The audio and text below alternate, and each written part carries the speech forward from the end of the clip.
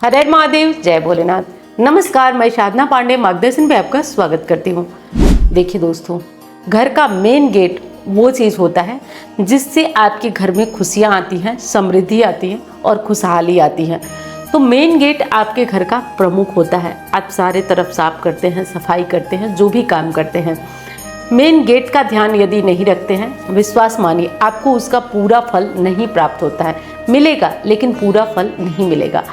अब देखिए, आज के दिन ऐसा कुछ बताऊंगी जो आप अपने मेन गेट पे यदि करते हैं तो मात्र 7 दिन में इसका प्रभाव आपको देखने को मिलेगा। कलयुग है, नकारात्मक शक्तियां हैं, सब कुछ है, सबको तोड़कर आपको 1 हफ्ते में इसका परिणाम देखने को मिलेगा।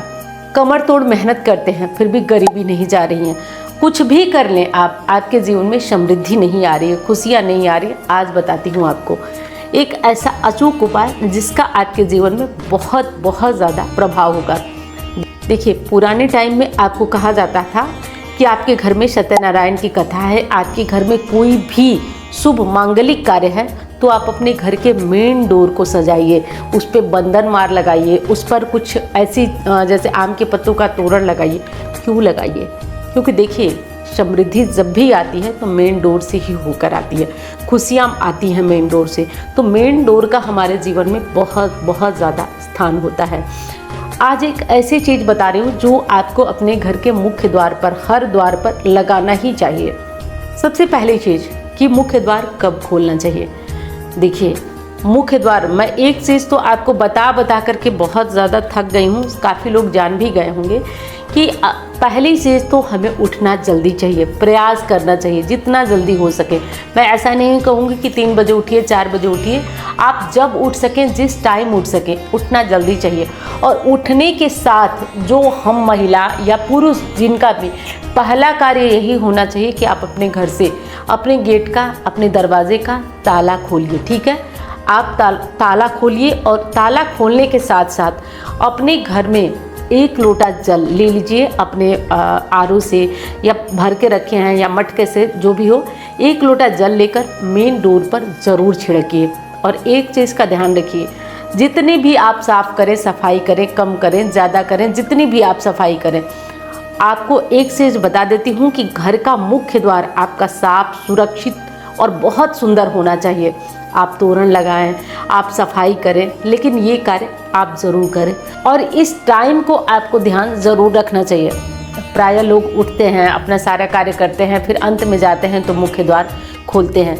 घर का मुख्य द्वार आप पहले खोल दीजिए, खिड़की वगैरह जो भी है आप पहले खोल दीजिए, भगवान का भजन लगा दीजिए। उसके बाद आप अपने जो भी दैनिक कार्य है वो करिए। उसके बाद नहा धो लीजिए, नहाकर भगवान की पूजा करिए, दहलीज पूजन करिए। मैंने कई बार आपको बताया है, दहलीज पूजन करिए। तो इस समय का बहुत ज़्यादा ध्यान रखिएगा। ये तो हो गया। अब देखिए, जो दूसरी हमारी गलती होती है, हम जब भी सूर्यास्त होने वाला होता है, देखिए मैं वो नहीं कह रही हूँ कि सूर्यास्त हो चुका हो, बहुत लोग ये गलती करते हैं। सूर्यास्त होने के बाद नहीं, सूर्यास्त हो रहा हो तब आपको अपने घर का गेट अवश्य खोलना चाहिए। अब आप लोग बोलते हैं कि दीदी मेन गेट दूर है तो किसको हम गेट माने। इस पर भी मैं कोशिश करूँगी वीडियो बनाने की, पहले आज आपको समझा देती हूँ। या हम ऊपर रहते हैं, मेन गेट पे हमारी जेठानी रहती हैं, देवरानी रहती हैं। देखिए, आप जिस घर में रहते हैं, भले ही आप किराए के घर में रहते हो, जिस घर में रहते हैं, जिस घर में आप रहते हैं, वही आपके घर का मेन गेट हुआ। ये ध्यान रखिएगा। नीचे कोई रहे, ऊपर कोई रहे, आप जिस घर में रहते हैं, जहाँ से आपका एरिया शुरू होता है, वही आपका मेन गेट हुआ। इस बात का ध्यान रखिए। और हाँ, किराए के घर की भी बात मैं कर रही हूँ, ऐसा नहीं कि किराए के घर की बात नहीं करूँ। किराए के घर में भी जब आप नियम करते हैं ना, तो वही समृद्धि आप तक पहुँचती है। बहुत मेहनत करते हैं, असर नहीं हो रहा है आपके ऊपर कुछ, क्योंकि आपका मकान दक्षिण मुखी है। तो क्या करेंगे? देखिए, इस पर मैंने वीडियो बनाया था और ये वीडियो काफ़ी लोगों को बहुत ज़्यादा पसंद भी आई। और दक्षिण मुखी यदि मकान है तो आप क्या करेंगे? देखिए, चाहे किराए का मकान हो या जो भी मकान हो, आप बस दक्षिण मुखी मकान में आप जो पंचमुखी हनुमान जी होते हैं उनकी फ़ोटो लगा दीजिए। ठीक है, आप मेन डोर एंट्रेंस पे दक्षिण मुखी हनुमान जी की फ़ोटो लगा दीजिए। काफ़ी हद तक ये दोष खत्म हो जाएगा, काफ़ी हद तक, क्योंकि हनुमान जी जब दरवाजे पे रहेंगे तो ये दोष जो है वो काफ़ी कम हो जाएगा। आपको इसका कोई भी प्रभाव जो बुरा प्रभाव है वो आपको नहीं मिलेगा।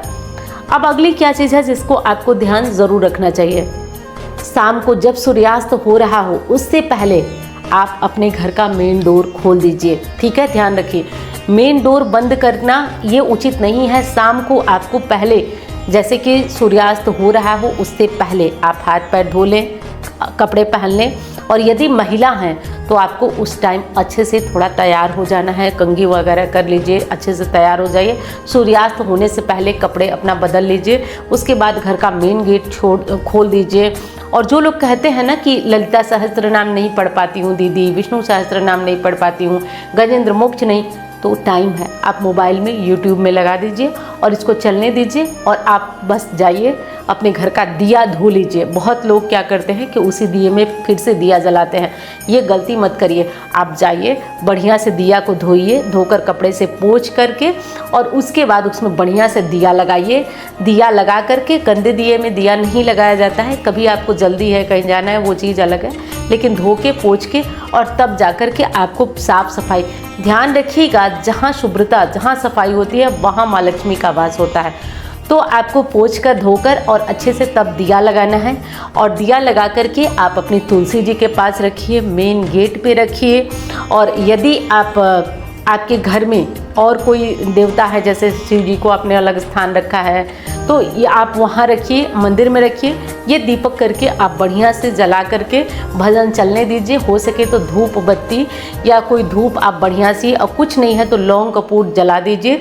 और कुछ लोग कहते हैं शाम में दिया जलाना चाहिए तो घंटी बजाना चाहिए, कुछ नहीं बजाना चाहिए, मेरे अनुसार नहीं बजाना चाहिए। शाम के टाइम में देवताओं का विश्राम टाइम होता है, इसलिए घंटी नहीं बजाते हैं। केवल नारायण या ठाकुर जी के भोग में घड़ी घंट और ये सब चीज़ें बजाई जाती हैं। बाकी आपकी अपनी इच्छा, मुझे जो बताना था वो मैं बता दी। तो ये कार्य कर लीजिए आप। उसके बाद दिया जलाइए। अब आप चाहें तो माँ लक्ष्मी की आरती कर सकते हैं, कोई मंत्र जप सकते हैं, या आपने सुबह ही सब खत्म कर लिया तो केवल दिया जला दीजिए। दिया जला करके और भगवान का नाम ले, कुछ मंत्र नहीं आता है तो राम राम कहते हुए अपने घर में, देखिए घर के मंदिर का दिया सबसे पहले घर के मंदिर में दिखा करके पूरे घर में घुमाना चाहिए। ध्यान रखिए, पूरे घर में घुमाइए। उसके बाद अंत में मेन डोर पे ले जाइए।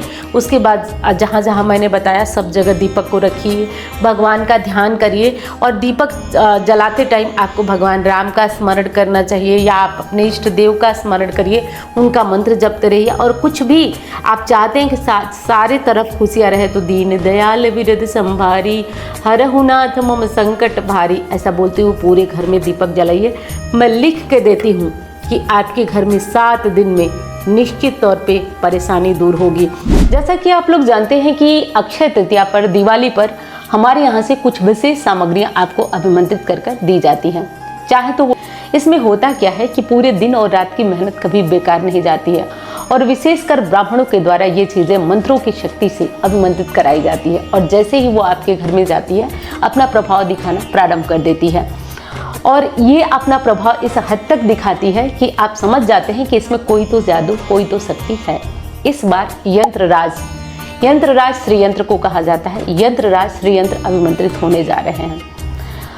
यंत्रराज में देखिए, इसमें एक विशेष चीज़, कोई भी चीज़ मैं आपको देती हूँ तो पहले उसे आजमा कर खुद रख लेती हूँ, और तब उसके बाद वो चीज़ें आप तक पहुँचती हैं। विशेषकर पारा, जो कि पारद कहा जाता है कि ये साक्षात शिव जी का अंश है। मैं यहाँ बताऊंगी नहीं कि कौन सा अंश है, आप लोग, क्योंकि हर चीज़ वीडियो में बता पाना थोड़ा मुश्किल है। शिव जी का अंश है, और माँ लक्ष्मी, शिव स्वयं माँ लक्ष्मी को वरदान दिया था कि तुम जहाँ मेरी पूजा होगी, जहाँ मेरे स्वरूप में तुम्हें पूजा जाएगा, वहाँ तुम्हारा वास होगा, साक्षात निवास होगा। ऐसा शिव जी ने माँ लक्ष्मी को वरदान दिया था। तो जहाँ भी ये शिव का अंश, पारद का श्रीयंत्र विराजमान होता है, उस घर में साक्षात माँ लक्ष्मी की कृपा बरसती है। चूँकि ये थोड़ा महंगा होता है, तो ये महंगा आता ही है, मैंने बताया ना आपको, ये महंगा आता ही है। और बाकी इसके पूजन, अभिमंत्रित करने का खर्च भी होता है। अब दूसरी चीज़ कि यहीं पे एक और श्रीयंत्र है जो आप लोगों के द्वारा बहुत मांगा गया है, स्फटिक श्रीयंत्र। स्फटिक श्रीयंत्र भी अभिमंत्रित होने जा रहा है। ये शुक्र की धातु है, और शुक्र को इससे बहुत प्रसन्न होते हैं, माँ लक्ष्मी की विशेष कृपा होती है। अब आप लोग पूछेंगे मुझसे कमेंट में कि दोनों में विशेष कौन सा है। मैंने दोनों की बात बता दी। अगर सामान्य शब्दों में आपको बताऊं तो पारद श्री यंत्र जो है वो धन लाता तो है ही, क्योंकि धन लाने का काम ये दोनों श्री यंत्र का है। वो धन आएगा आपके घर में, क्योंकि यंत्र राज कहा जाता है, जितने यंत्र है सब में राजा कहा जाता है। साथ साथ ये धन को रोकता है, और जो स्फटिक श्री यंत्र है वो आपके घर में धन आपको देता है। रोकने की कृपा नारायण और माँ लक्ष्मी की पूजा से आप कर लेंगे। ये दोनों ही श्री यंत्र की बात आपको समझ में आ गई। और हर साल की तरह एक धनदायक पोटली भी आपको जाती है, तो वो भी जाएगी।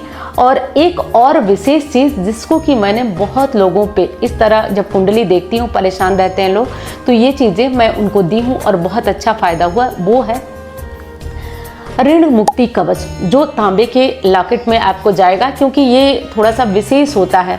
लाल धातु माँ लक्ष्मी की मानी जाती है, तो इससे माँ लक्ष्मी की तांबे, जैसे वैभव लक्ष्मी हो या कोई व्रत हो, तो कहा जाता है कि तांबे के लोटे में जब आप कलश रखेंगे तो विशेष लाभ होता है। तो तांबे में कर इसको आपको गले में या अपनी भुजा में इसको धारण करना है। ये विशेषकर जो कर्ज से बहुत ज़्यादा परेशान है उनके लिए है। तो आप इन चीज़ों का, जो चीज़ें हैं, इन्हें अगर लेना चाहते हैं तो ऑफिस वाले नंबर पे आप इसको बुक कर सकते हैं।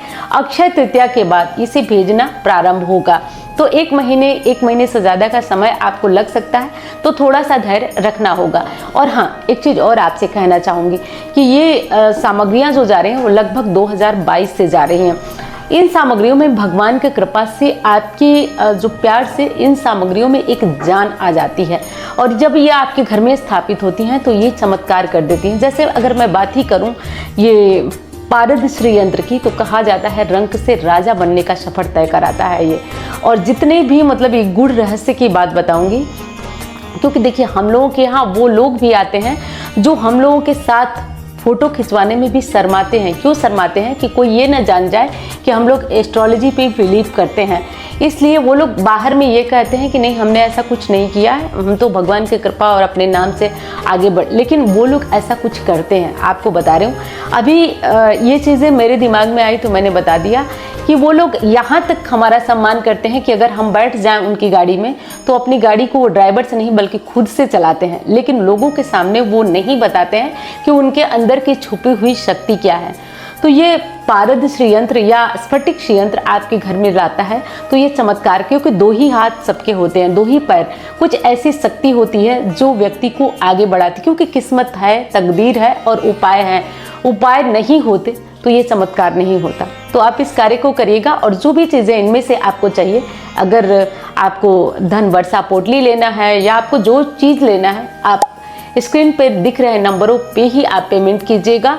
और हाँ, आप इसकी बुकिंग अभी से करा सकते हैं। रही बात, देखिए बाद में आप लोग कहते हैं पैसे ले लीजिए, ज़्यादा ऑफिस से में फ़ोन करके भैया पैसे ले लीजिए लेकिन मेरा बुक करते, ऐसा नहीं होता है। जिसमें कि पारद श्री यंत्र थोड़ा सीमित है और ये जल्दी ही ख़त्म हो जाएगा, इसलिए मैंने आपको बता दिया। और ये बुकिंग भी ज़रूरत से ज़्यादा जब हो जाती है तो परेशानी, जैसे अभी शिवरात्रि में हुई थी, तो बुकिंग जब बहुत ज़्यादा हो जाती है भेजने में, अभी जाकर 2 दिन पहले मैंने 10 को वीडियो शूट किया था तो आपको बताया था कि अभी जा रहा है, 10 के बाद तक गया है।